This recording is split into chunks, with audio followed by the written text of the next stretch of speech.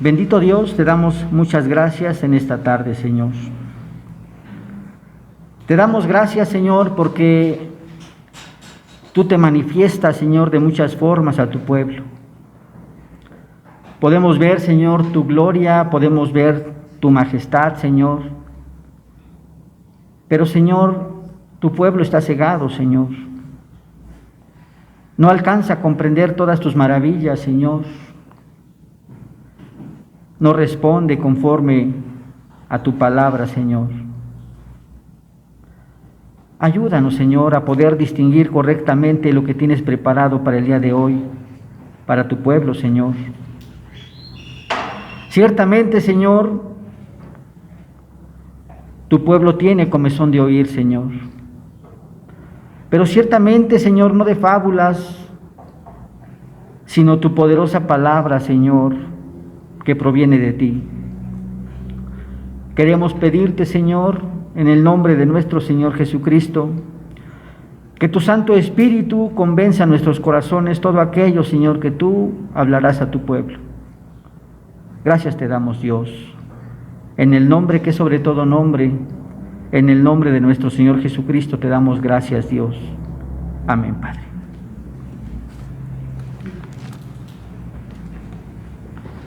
Bien.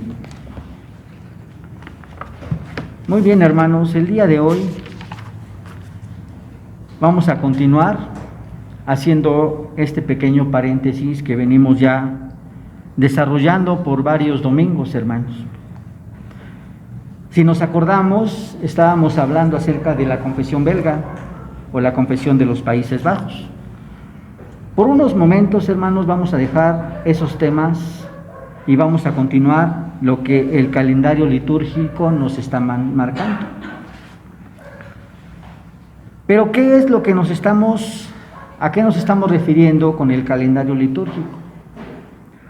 Ciertamente el calendario litúrgico no lo tenemos en Escritura. Es algo que la Iglesia Reformada ha establecido para que la Iglesia pueda ser educada de una forma correcta. Y en este tiempo, hermanos, estamos hablando acerca de la Epifanía.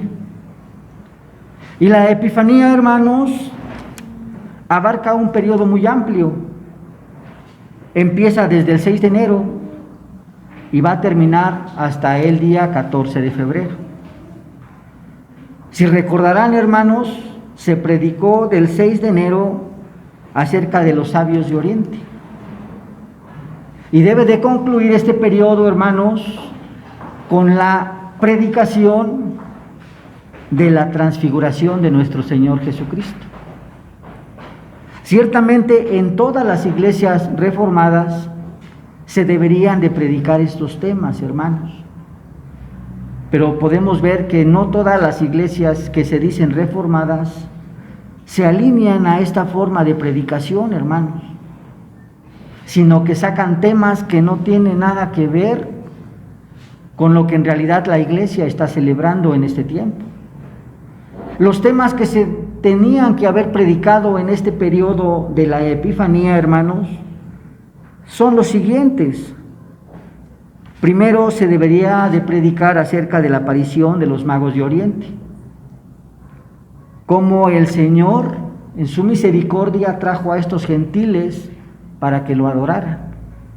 Segundo, la Iglesia Reformada debería predicar sobre el bautizo de nuestro Señor Jesucristo. Y en pocas iglesias se predicó sobre este tema.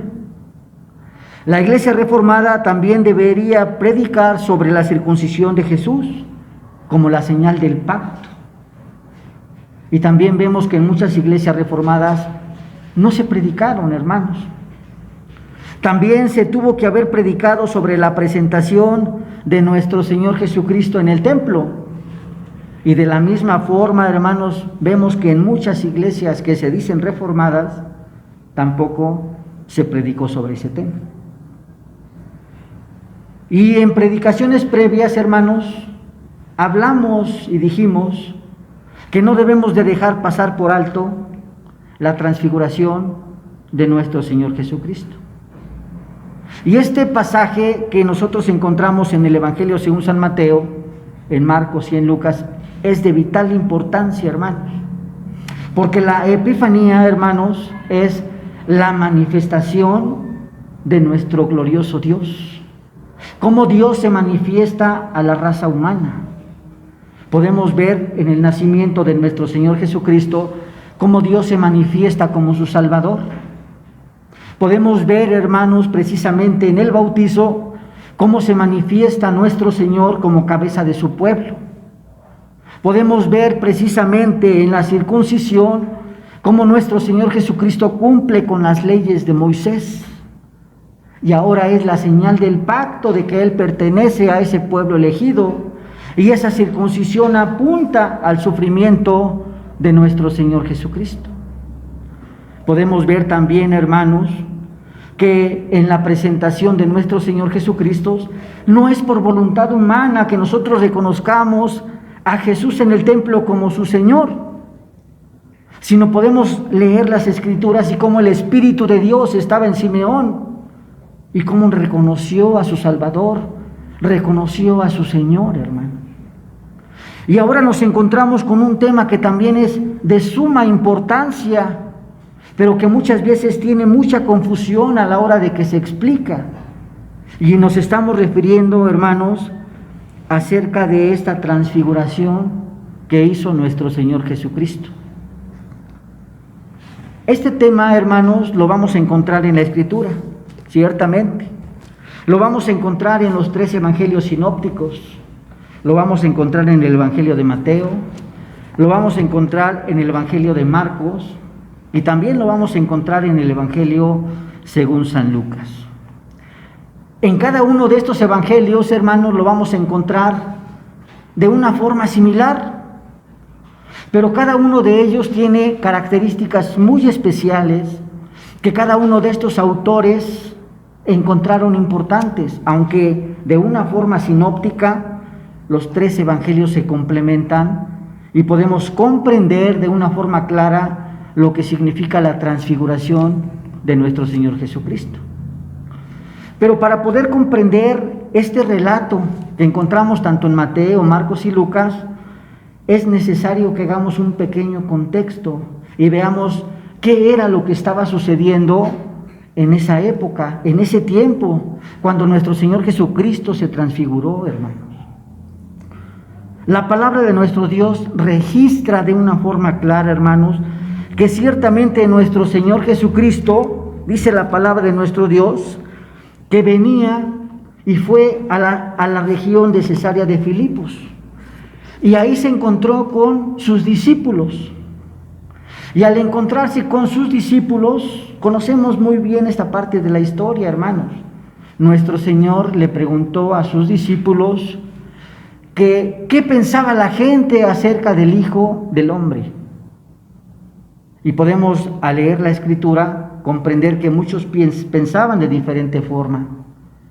Pero le dijo a sus discípulos: ¿ustedes qué piensan o quién creen que es el Hijo del Hombre? Sabemos las respuestas que dio Pedro, y le dijo Pedro: tú eres el Cristo, el Hijo del Dios viviente. Y la respuesta que le dio nuestro Señor Jesucristo a Pedro es: bienaventurado Pedro, porque no te lo reveló ni carne ni sangre, sino te lo reveló nuestro Padre Celestial. Él es el que te lo reveló. Y podemos ver ciertamente que este pasaje de la Escritura lo conocemos precisamente como la confesión de Pedro. Veamos de dónde viene la narración. Se encuentra nuestro Señor Jesucristo con sus discípulos y les pregunta quién es su Señor. Y sus discípulos le dicen por boca de Pedro: tú eres el Cristo, el Hijo del Dios viviente. Y nuestro Señor Jesucristo sigue hablando y está diciendo que es necesario que nuestro Señor Jesucristo fuera a Jerusalén, porque ciertamente en Jerusalén es necesario que nuestro Señor Jesucristo padezca. Es necesario que nuestro Señor Jesucristo sea azotado, sea vituperado y llegue a la cruz del Calvario y que nuestro Señor Jesucristo sea muerto y que resucite al tercer día. Eso es lo que registra la Escritura, hermanos. Nosotros vemos el encabezado de la palabra de nuestro Dios, aunque el encabezado no es divino. Dice: Jesús está anunciándole la muerte a sus discípulos. Pero veamos lo que dice la palabra de nuestro Dios en el capítulo 16 del versículo 24 al 28. Dice la palabra de nuestro Dios: entonces Jesús dijo a sus discípulos: si alguno quiere venir en pos de mí, niéguese a sí mismo y tome su cruz y sígame. Porque todo aquel que quiera salvar su vida, la perderá. Y todo el que pierda su vida por causa de mí, la hallará. Porque ¿qué aprovechará el hombre si ganara todo el mundo y perdiere su alma? ¿O qué recompensa dará el hombre por su alma? Porque el Hijo del Hombre vendrá en la gloria de su Padre con sus ángeles, y entonces pagará a cada uno conforme a sus obras. De cierto os digo que hay algunos de los que están aquí que no gustarán la muerte hasta que hayan visto al Hijo del Hombre viniendo en su reino. Veamos lo importante de esta narrativa, cómo nuestro Señor Jesucristo le está diciendo a sus mismos discípulos: si alguien quiere venir en pos de mí, tome su cruz y sígame. Toma tu cruz y sígueme, le está diciendo. Se lo dijo a cada uno de los discípulos que se encontraban con nuestro Señor Jesucristo. Todo aquel que quiera salvar su vida la perderá. Y todo aquel que pierda su vida por causa de nuestro Señor Jesucristo la salvará. ¿Y por qué quise hacer este contexto para poder llegar a la transfiguración? Porque es necesario comprender lo que viene diciéndole nuestro Señor a sus apóstoles. Veamos que ahora dice la palabra de nuestro Dios que Jesús tomó a Pedro, a Jacobo y a Juan su hermano y se fueron a un monte muy alto. Y si nosotros nos vamos a la narrativa que se encuentra en el Evangelio según San Lucas, podemos encontrar que nuestro Señor Jesucristo fue a orar. Es lo que dice el Evangelio según San Lucas. Dice que se fue a orar con sus discípulos y que nada más había 3 con él. Y dice la palabra de nuestro Dios que cuando estaba orando, su rostro se resplandeció como el sol. Dice también que sus vestidos se hicieron blancos como la luz. Un espectáculo muy sorprendente. Un espectáculo que a lo mejor si nosotros hubiéramos estado en ese lugar, también nos hubiera causado a nosotros temor y espanto, hermanos. Ver cómo nuestro Señor Jesucristo cambiaba su apariencia, resplandecía su cara como el sol, y sus vestidos se hicieron blancos como la nieve, dice, de tal manera que era más blanca que cualquiera que lavara una ropa. Eso lo dice el Evangelio según San Lucas. Pero dice la palabra de nuestro Dios en el Evangelio según San Lucas que se encontraba también en ese lugar Jacobo, se encontraba Juan y se encontraba Pedro. La palabra de nuestro Dios es muy clara y dice que estos 3 jóvenes o estos 3 discípulos del Señor se encontraban completamente rendidos de sueño, pero dice que se encontraban despiertos. Aunque tenían mucho sueño, ciertamente todo lo que estaban viendo, lo estaban viendo de una forma verídica, de una forma real. No fue ninguna ilusión, ni algo que ellos se hubieran imaginado, porque dice el apóstol dice el Evangelio según San Lucas, que precisamente que aunque ellos estaban rendidos de sueño, lo que vieron era completamente real, cómo nuestro Señor Jesucristo se transfiguró. Y podemos ver que la palabra de Dios que vieron la gloria de Dios, hermanos. Y cuando vieron la gloria de Dios, se encontraban a un lado de nuestro Señor Jesucristo dos varones. Uno era Elías y otro era Moisés, el que se encontraban con nuestro Señor Jesucristo. Pero sabemos que Pedro era muy arrebatado, sabemos que Pedro era muy ansioso y que muy fácil decía las palabras. Y la Escritura registra que Pedro le dijo a nuestro Señor Jesucristo: bueno sería que hiciéramos 3 enramadas, una para nuestro Señor Jesús, otra para Moisés y otra para Elías. Porque no sabía lo que estaba diciendo en ese momento Pedro. Y la palabra de nuestro Dios registra de una forma clara y dice que mientras él hablaba, ese lugar donde se encontraban los discípulos y nuestro Señor Jesucristo junto con Moisés y Elías, dice que se cubrió con una nube muy grande.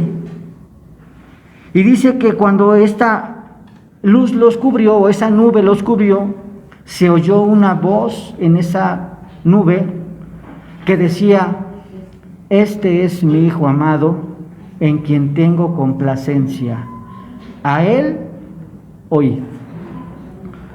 Eso es lo que registra la Escritura. Pero veamos la actitud que tuvieron Pedro, Jacobo y Juan en ese momento cuando vieron primeramente la transfiguración de nuestro Señor Jesucristo. Cuando vieron que se encontraban esos dos varones con el Señor, Moisés y Elías, y cuando vieron esa gran nube que descendió y que cubrió todo donde se encontraban ellos, la palabra de nuestro Dios registra que tuvieron un gran temor, se atemorizaron. Pero dice la Escritura que cuando alzaron los ojos para volver a ver nuevamente a nuestro Señor Jesús, ya no vieron absolutamente a nadie, sino solamente a su Señor. Y la palabra también registra y dice que cuando nuestro Señor Jesucristo se les acercó, los tocó y les dijo: no temas, levántate. Y dice la Escritura que bajaron del monte. Ese es el contexto en el cual el Evangelio, Mateo, Marcos y Lucas, está presentando acerca de la transfiguración. Pero lo importante de esto, hermanos, ciertamente es un relato y lo debemos de conocer. Pero lo que nosotros debemos de comprender es cuál es el significado de esta transfiguración, hermanos. ¿Cuál es el significado de todos estos hechos que sucedieron en este monte? Veamos primeramente, hermanos, no es necesario que hagamos especulaciones acerca de la transfiguración. Muchos que son conocedores de la Escritura y que hacen interpretaciones de la Escritura, se van a los originales griego del Nuevo Testamento y se van a los originales hebreos si quieren interpretar la Escritura del Antiguo Testamento. Y en esta parte, hermanos, la palabra transfiguración significa metamorfosis.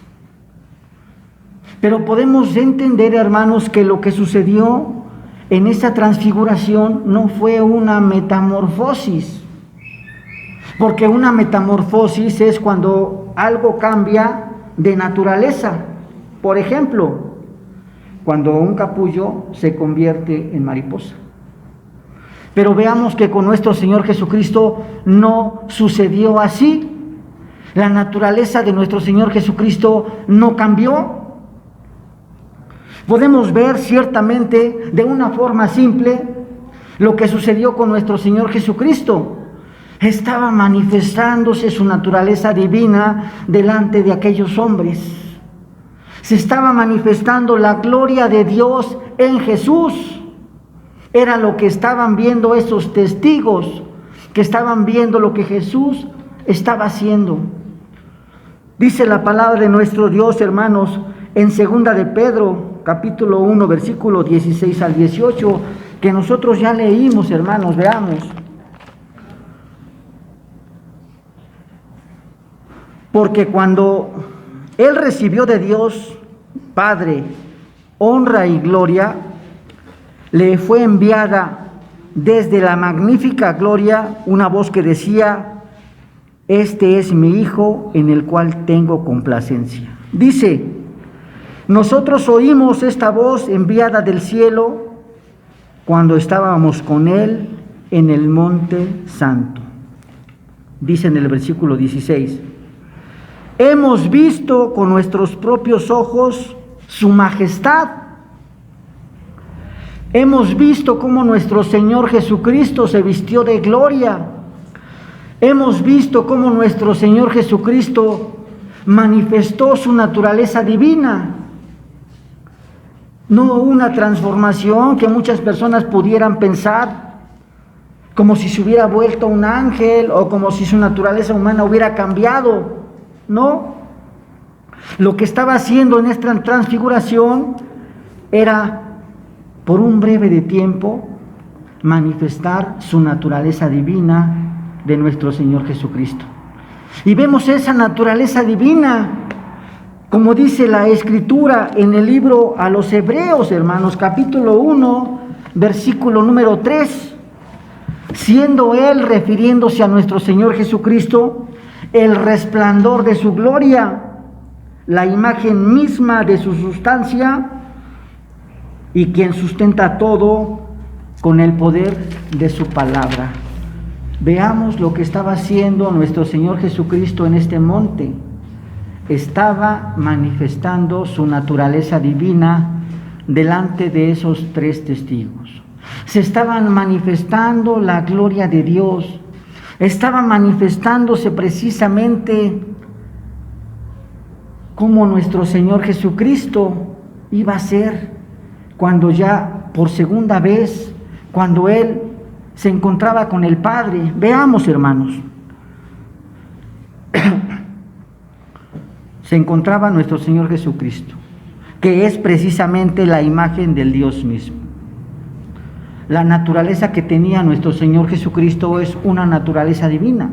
Sabemos ciertamente que nuestro Señor Jesucristo es verdaderamente hombre y verdaderamente Dios.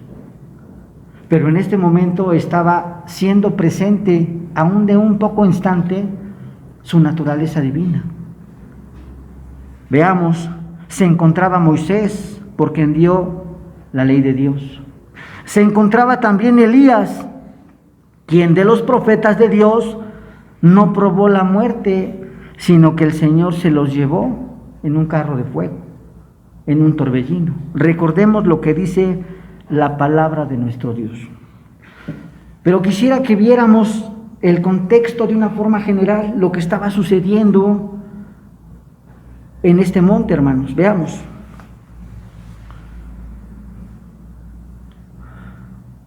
¿Cuál fue el propósito de nuestro Señor Jesucristo aquí en la tierra? El propósito de nuestro Señor Jesucristo aquí en la tierra es cumplir con las demandas de Dios. Cumplir con lo que Dios le había exigido al primer hombre, refiriéndome a Adán. Aquello que Adán no pudo cumplir, era necesario que nuestro Señor Jesucristo lo cumpliera. Hasta ahí vamos bien. Ahora, segundo, nuestro Señor Jesucristo en la carne cumplió completamente con todas las ordenanzas de la ley. Veamos lo que nos está presentando esta transfiguración. Nos está presentando a Moisés, quien dio la ley de Dios para su pueblo. Nuestro Señor Jesucristo cumplió perfectamente con la ley de Moisés. Nos encontramos también al profeta Elías, por quien Dios hablaba a su pueblo.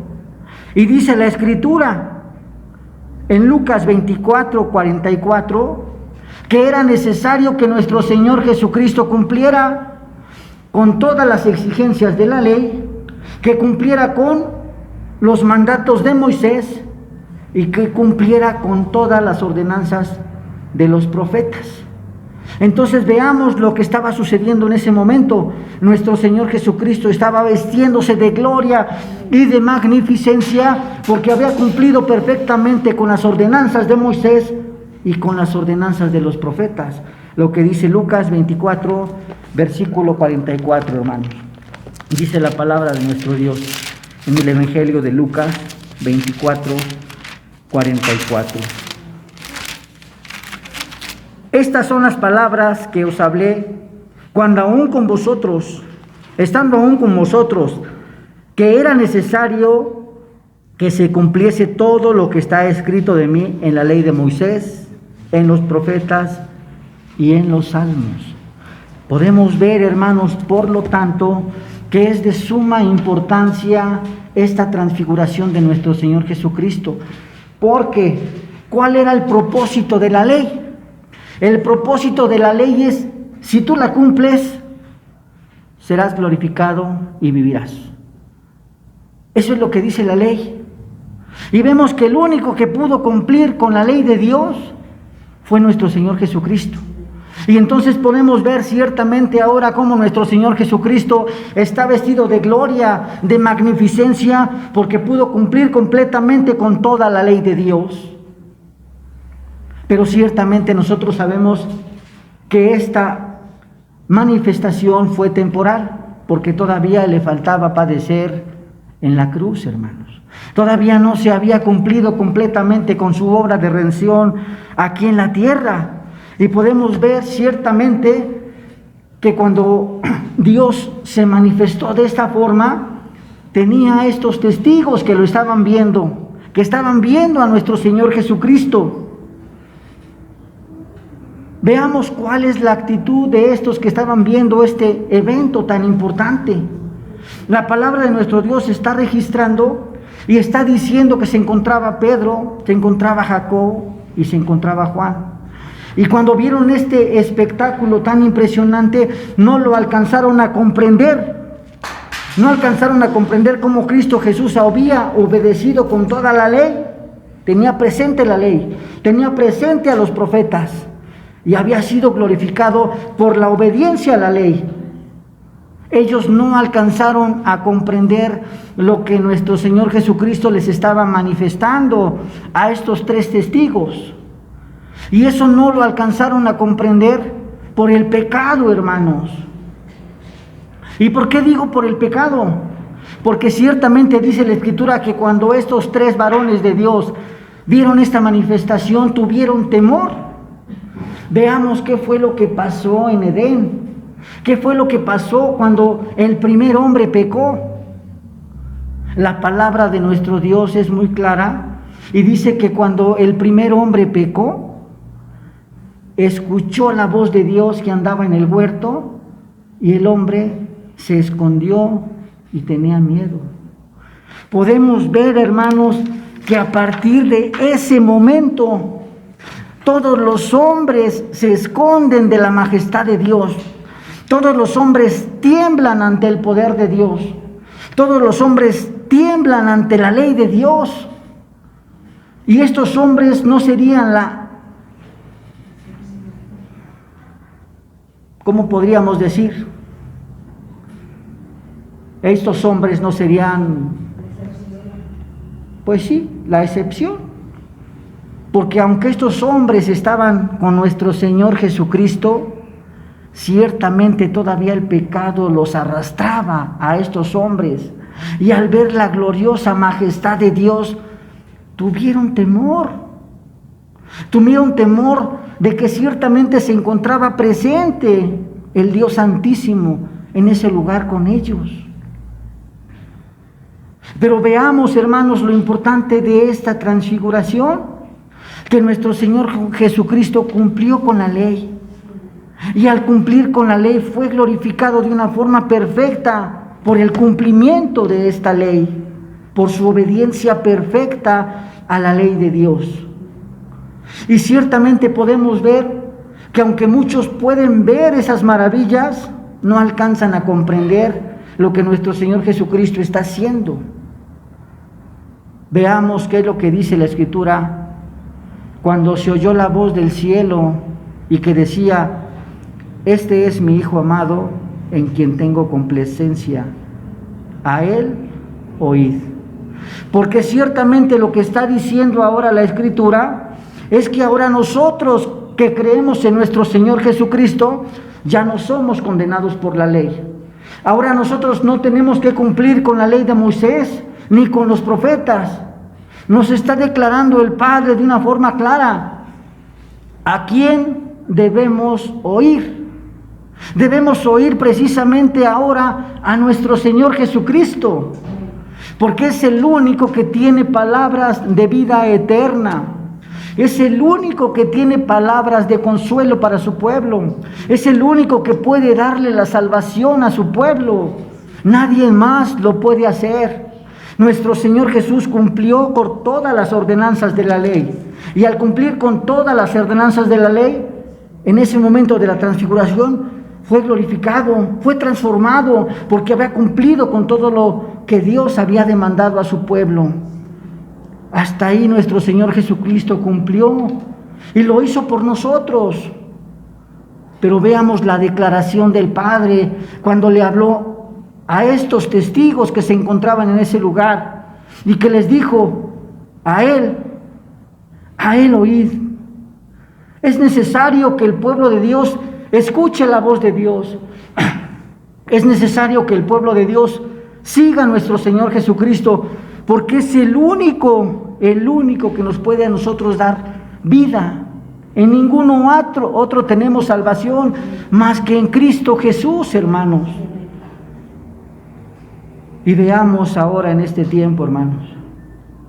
En este tiempo muchos conocen de nuestro Señor Jesucristo, pero cuando el Señor se manifiesta a la vida de estas personas que dicen que conocen al Señor, tiemblan, se horrorizan de las exigencias que Dios les está diciendo a su pueblo y no lo siguen, al contrario, en vez de que lo sigan, hermanos, hacen lo que mejor les agrada, hermanos. La mayoría de las personas no quieren oír a nuestro Señor Jesucristo. Al contrario, hermanos, muchas personas dicen: voy a seguir mi corazón. Ay, muy romántico para eso es, ¿no? Pero no se dan cuenta que el corazón del hombre es engañoso.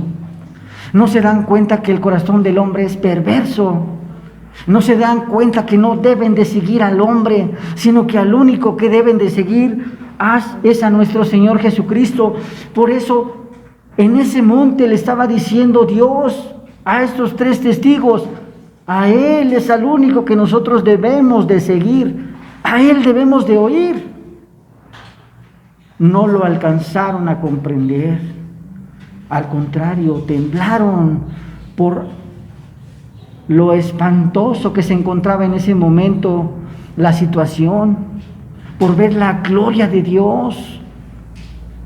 ¿Cuál hubiera sido nuestra posición en ese momento? ¿Hubiéramos obedecido a la voz de Dios? ¿O también nos hubiéramos espantado de ver ese espectáculo tan sorprendente de nuestro Señor Jesucristo? Y no solamente en este tiempo, hermanos, podemos ver lo que la Escritura dice: a los suyos vino y los suyos no lo recibieron. Vino para que su pueblo lo reconociera. Vino para poder ser Señor de su pueblo, pero su pueblo no lo escuchó. Su pueblo no lo reconoció. Su pueblo no le dio la gloria y la honra que solamente nuestro Señor Jesucristo merece, sino al contrario, lo ofendieron, lo humillaron, lo maltrataron, lo despojaron de su honra y de su gloria a nuestro Señor Jesucristo. Y podemos ver el final que tuvo nuestro Señor Jesucristo. Aunque para unos puede ser trágico, para nosotros es glorioso lo que hizo nuestro Señor Jesucristo en el Calvario.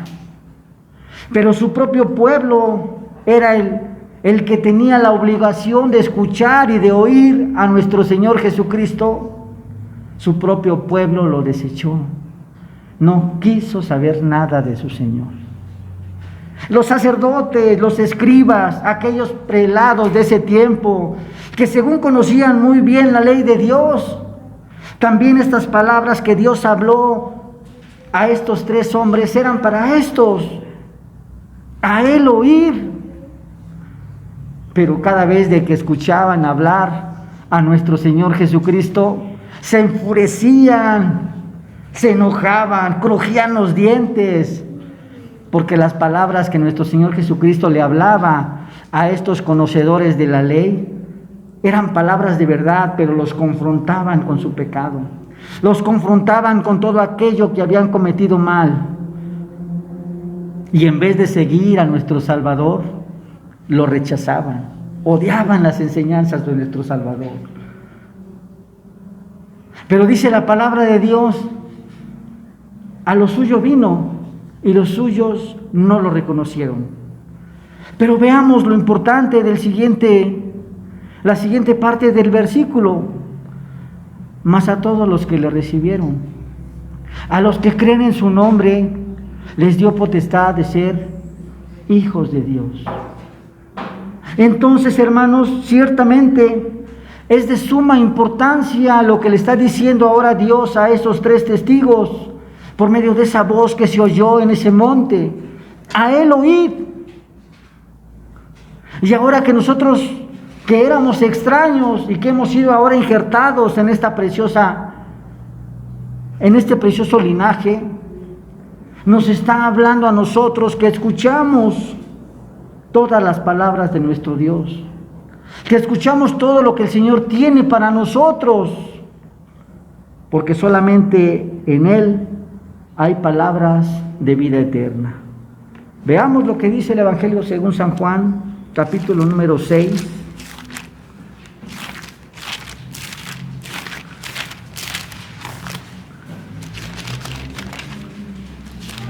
Evangelio según San Juan, hermanos, capítulo número 6.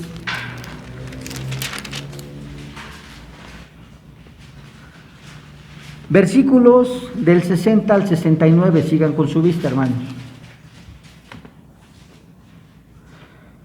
Al oírlas, muchos de sus discípulos dijeron: dura es esta palabra, ¿quién la puede oír?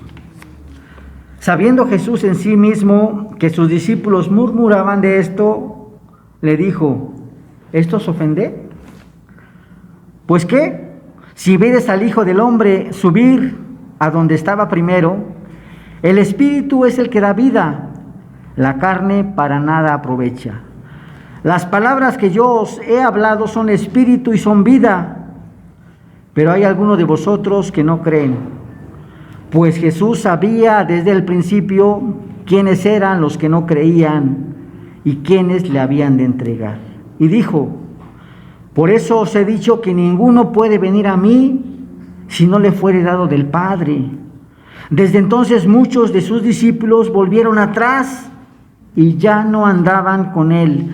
Dijo entonces Jesús a los 12: ¿queréis acaso iros también vosotros? Le respondió Simón Pedro: Señor, ¿a quién iremos? Tú tienes palabras de vida eterna. Y nosotros hemos creído y conocemos que tú eres el Cristo, el Hijo del Dios viviente. Veamos las palabras que le repetía nuestro Señor Jesucristo a sus discípulos. Los confrontaba con su pecado, los confrontaba con su condición. Y muchos de los que seguían a nuestro Señor Jesucristo en ese tiempo se apartaban. Y le dijo a sus discípulos: ¿queréis ustedes también iros? La respuesta de Pedro fue: ¿a dónde iremos si solamente tú tienes palabras de vida eterna? Veamos lo importante de esta declaración del Padre que le dijo: a él oíd. ¿A quién más oiremos si solamente nuestro Señor Jesucristo tiene palabras de vida eterna? ¿A quién iremos, hermanos? No tenemos a nadie en quien acudir, absolutamente a nadie.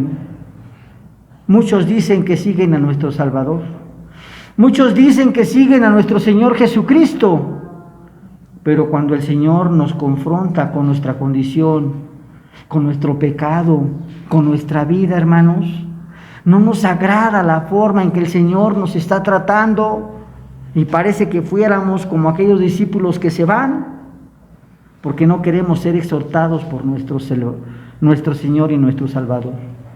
Él es el único que tiene palabras de vida eterna. Por eso podemos ver que es de suma importancia, no solamente, hermanos, lo que nuestro Señor Jesucristo hizo en esta tierra. Claro que es de suma importancia. También es de suma importancia todo lo que hizo nuestro Señor en esta tierra. Todo el desarrollo de su obra, sus milagros, su obra en la cruz, todo lo que hizo nuestro Salvador es de suma importancia, porque cuando el Padre estaba diciendo a él oír, no solamente las palabras que Cristo Jesús decía eran importantes, sino toda la obra que Cristo Jesús realizó. Y eso se lo dijo a esos testigos que representaban a la iglesia, hermanos, a Pedro, a Jacobo y a Juan, y lo vieron, y a él les dijo que escucharan la voz de nuestro Señor Jesucristo. Y ahora como iglesia nosotros tenemos la responsabilidad de escuchar la voz de Dios, de ver todo lo que hizo nuestro Señor Jesucristo, y todo lo hizo por amor a nosotros, hermanos. Él cumplió perfectamente con la ley de Dios. Y después de cumplir perfectamente con la ley de Dios, nosotros estamos agradecidos con el Señor, porque nosotros ahora no tenemos que ser condenados por esa ley, que ciertamente es perfecta y es bella, pero que condena al hombre que no obedece esa ley de Dios. Nosotros podemos ver que Cristo Jesús cumplió, presentándonos a Moisés y a Elías, cumplió perfectamente con la ley de Dios. Pero veamos ahora lo que nos está demandando el Padre. Nos está demandando que debemos de escuchar a nuestro Señor Jesucristo, porque Él es el único que tiene palabras de vida eterna, hermanos. Y para concluir, hermanos, el periodo de Epifanía es de suma importancia porque enlaza el nacimiento de nuestro Salvador,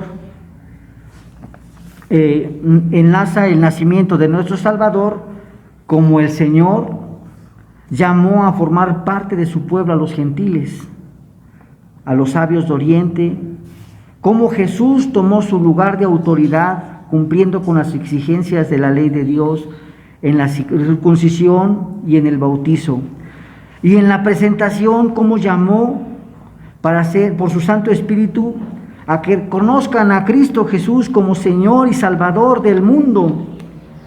Y ahora nos encontramos precisamente en esta transfiguración que representa cómo nuestro Señor Jesucristo cumplió perfectamente con la ley de Dios. Y ahora nosotros tenemos que seguir a nuestro Señor Jesucristo y escuchar las palabras de nuestro Señor Jesucristo, porque esas son palabras de vida eterna. Porque nuestro Señor Jesucristo es todo para el hombre. Nuestro Señor Jesucristo es todo en todo. Es el único que le puede dar significado a la vida. Es el único en cual nosotros podemos tener todas nuestras esperanzas, toda nuestra confianza, solamente en Cristo Jesús. Y si como iglesia nosotros no lo hemos hecho, hermanos, que el Señor tenga misericordia de nosotros. Nuestra responsabilidad es seguir al Señor. Ese debe de ser el centro de nuestra vida. Ese debe de ser el centro de todo lo que nosotros somos y hacemos. Porque en Él nosotros vivimos y nos debemos de mover, hermanos. A Él oír. Es el único que tiene palabras de vida eterna. Vamos a orar, hermanos.